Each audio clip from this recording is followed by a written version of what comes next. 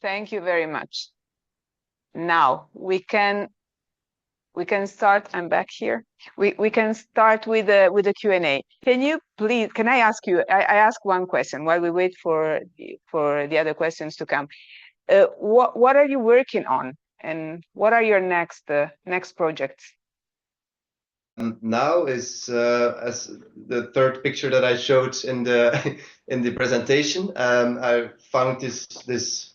I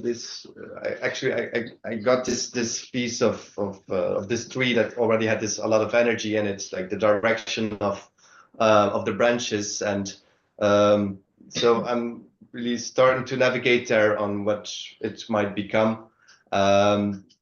And then besides that, yeah, really finishing some projects that I started earlier on this year. So yeah, and there are some shows in advance that I'm looking forward to. There's one a festival at Oydonk. It's an art festival, and it's happening on the outside, and the theme is a lot on the relation between human and nature, and its temporariness. So there's a lot of options there. So I'm really excited to start working on it. I'm not sure yet what I'm going to do, but have lots of ideas that even perhaps even a porter or a piler that for birds or I'm still dreaming on it. But then the next steps I would really like to take is in the near future is to look for residencies abroad, and really to get a chance to create directly from a landscape even, and to make works of art that not necessarily have to maintain and to continue to exist, because there is also a liberty in creating things that eventually can totally decompose and you can give it back to the landscape. For me, that's something that I really like to continue on, or have this possibility to go further on it, or other residencies as well. Of course, it's always nice to go abroad and explore different languages of the arts and etc. So that's what's next, I guess. And Thank you. Yeah. Here, Alexandra, where are you? Can you? Here you are. Hi. Hi, here I am. Can you hear me? Yes. Yes. Hi. Hi, Anthony, and thank you very much for this presentation. It was really very captivating all way long. But, and forgive me if I didn't get it right at the beginning, you said that you came to realization that hierarchy has to exist, that there is no way to avoid hierarchy. You mentioned that the hierarchy is not avoidable in the nature. And I'm wondering, did this urge for searching for unhierarchic word came from your social interactions and your understanding of society around us, that we should be kind of equal and, and the world is uneven? Or is it only limited to the nature and to pursue your art? No, I think we can see it quite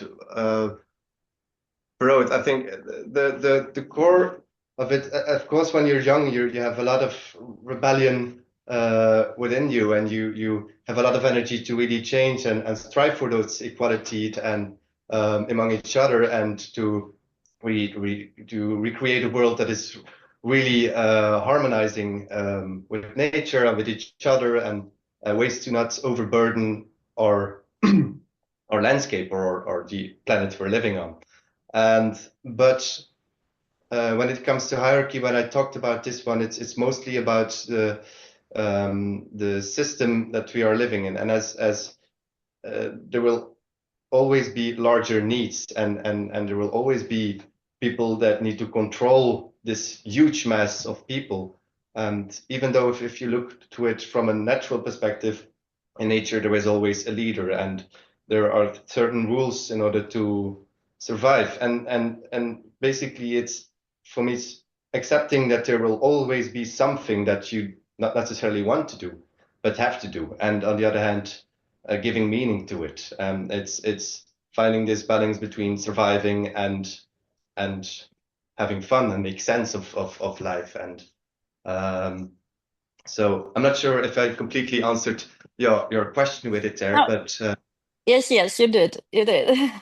okay. It came with age. Yes, but yeah, I think eventually yes, especially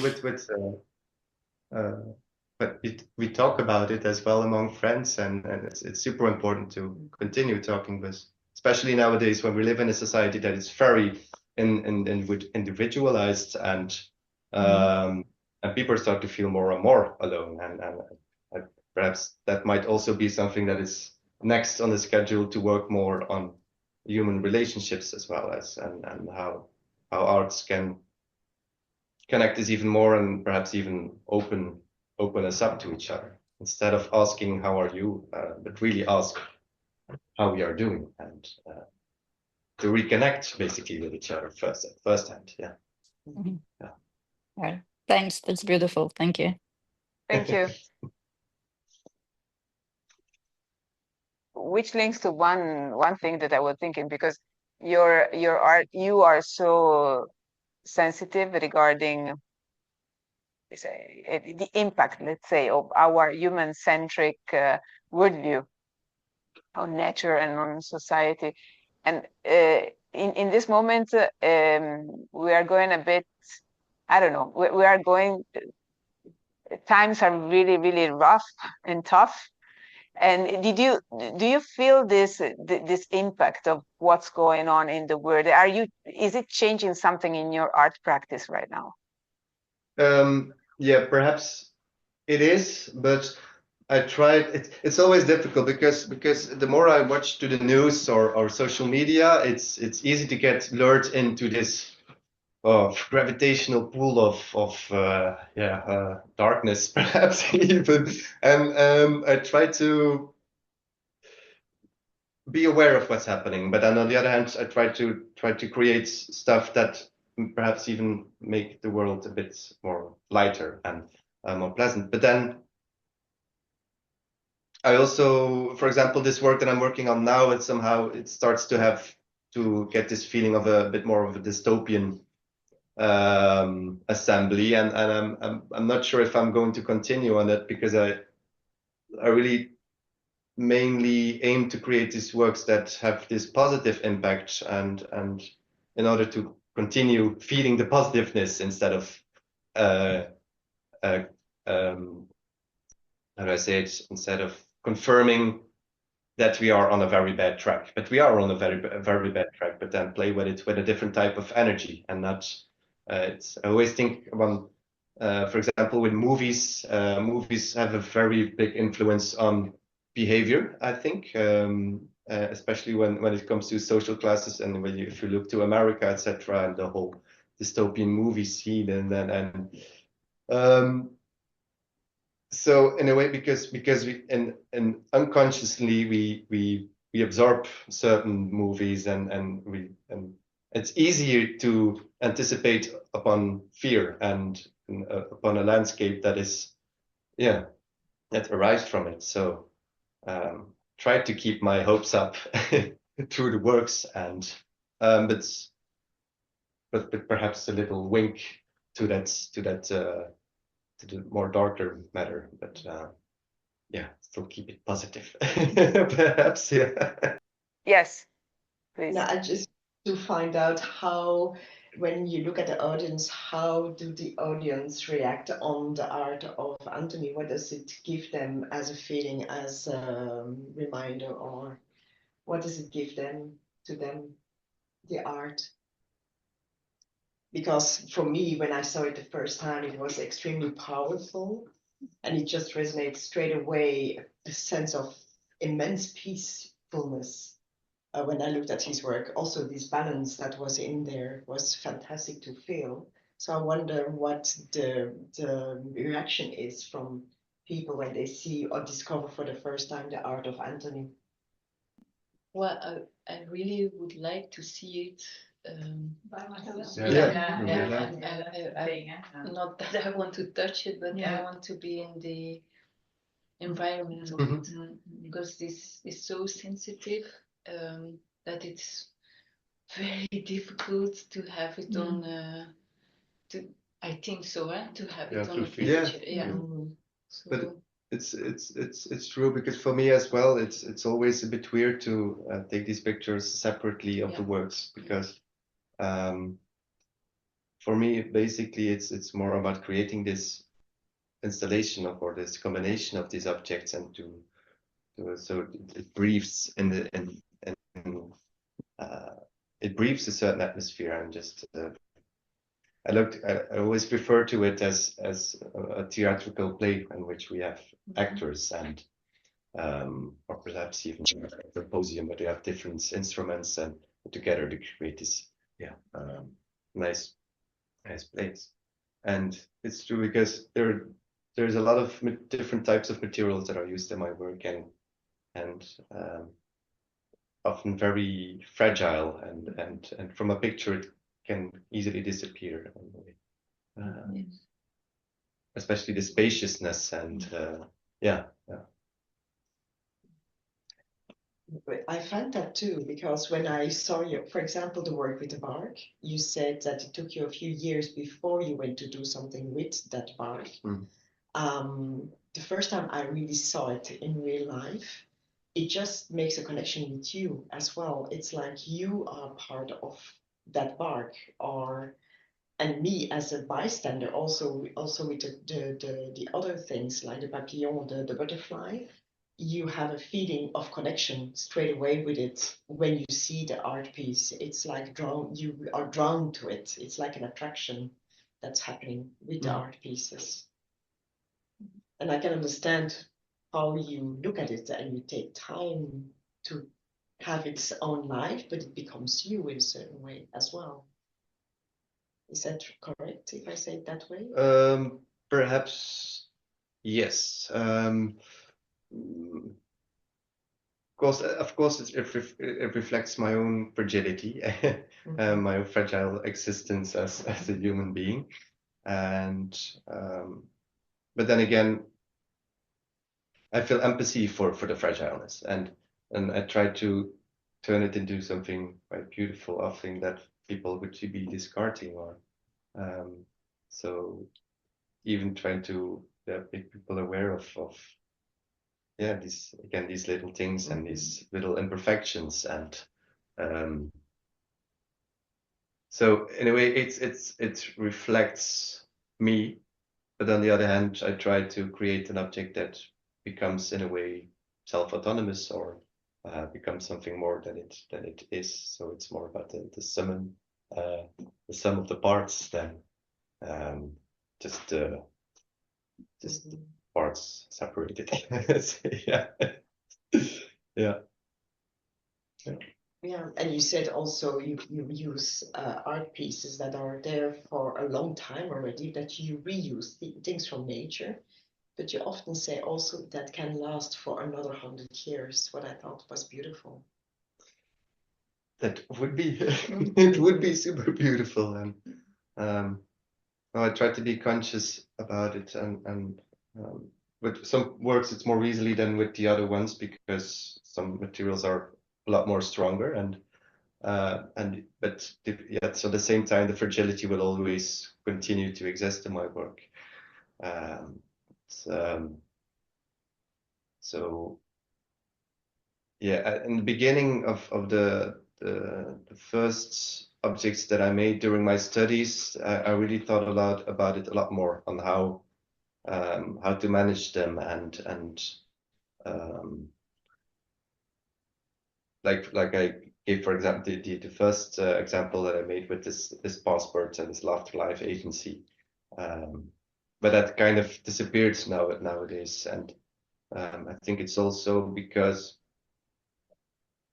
I'd like to continue, and I try to work through a flow, and and try to make sure that they don't break, or expect them to get into a place that are really taken care of, etc. Because you can describe as much instructions as you want, at a certain moment some stuff happens and there is no control. So it's also perhaps even a new way of letting go of that control. But still, I like the idea of reminding people to take care of it, etc. And to go further beyond our time or our temporariness. So yeah. So sorry, talking about this.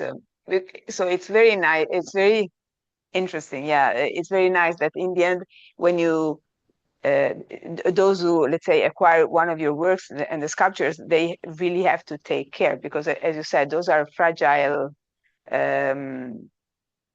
sculptures, right? There is such a big difference between how fragile your sculptures are and how sturdy your objects look like. You know, when it comes to your sculptures, usually they have this fleeting quality. No, of course they are there and they will stay, but they have this fleeting quality. While when we look at your at the stools or at the desk, they are very sturdy. Any reason why? Do you think you are balancing yourself between those two, let's say, a stream of works? Yeah, for sure, because I think it's perhaps even quite literal. Like, for example, the physical objects, or the things that have a physical function, they are a lot more grounding. And it's also for me, and when I'm during my creation process, I have moments that I work on these kinetic works, or that are often a bit more fragile, but also, and on the other hand, I have the sculptural works. So there's a world of where the mind is really active and in a rational way when it comes to the kinetic work. So we have to figure it out. And then the sculptural part is very sensitive. And then, so I have these two, and then at some point I feel like, oof, I'm getting too far and I need to do something that's pulling me back and put my feet back on the ground.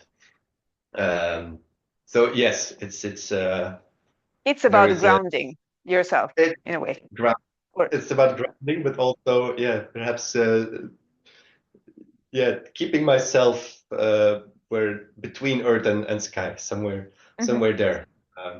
Not to stick too much on one place, but also the ability to dream a bit. And but I have to give a note to it as well on the fragility. And so they are still fragile, but they often look very fragile. But there is more strength in them than you would eventually think. For example, like the papillons, if one would fall, it would not be broken yet. It would perhaps be a little through kicking up, because the material is still flexible in itself. So it's thought through into a way that it's maximizing its qualities, even though they are super minimal. And and the same thing with the bark. For example, the tree bark, I reinforced it on the back with a steel structure, and also jasmonite. It's a mixture of an acrylic and mineral powder. So even in this process, you want to make the object as durable as possible, but also as close as possible to nature. So there's always this question, like, okay, what's durability? You take so much time to invest in this object, and you don't. If you would keep it just the way it is, then there's a large possibility that eventually something will break, and then it would also be a bit of a waste, I think. So it's again there, it's finding balance in choices, and Thank you. We have a question here from the living room. So just reconnected to what you just said, I was interested to explore how do you live the relationship nature nature and humanity, because it's interesting how in your practice you are very much inspired from the natural world, but at the same time you mentioned how often you have to give a functionality to your object. So I'm just wondering, like, is it always for you like an harmonious relationship? There is a balance between nature and humanity, or sometimes maybe there is a nature that serves humanity, or vice versa. There is like a crush on an overpowering on the other way. So how do you live it? There is a lot of dynamic between those two aspects, because I live in the city, and so I often got lured back to nature because I feel all this energy from the city, and everything is quite hermetically sealed off, and you have this, you can feel the speed of society, and so it's a natural reaction to go to nature. I think if I would be living in an open landscape, I would have a very different pace of working, and perhaps get rid of the functionality as well, because just really could be able to focus on the poetic side of sculpture and that alone, and perhaps, I don't know, I'll continue making different types of installations and functional objects. But being in this city, it's there is this way of survive, because you also I'm getting to the point where I can almost live from the works that I'm making, and you want to continue to create space as an artist to have the ability to continue creating. So in terms of money, for example, and energy, etc. And so that's perhaps, as I said before, there is this part of surviving and giving sense. So there is always a part that thinks like, okay, I need to get this piece to a gallery, or I should address this gallerist, or put it in this show. But on the other hand, there is the other side of me that says like, I don't want to join this rat race, and then I just make these bigger installations that I know that I cannot sell. And so yeah, so there is this constant duality, and I think it's just part of life as well. Yeah. Thank you. No, it's fine. Definitely. Okay, so I can say class dismissed. Thank you. Thank you very much. Thank you very much. Stay with me 2 more minutes, no more.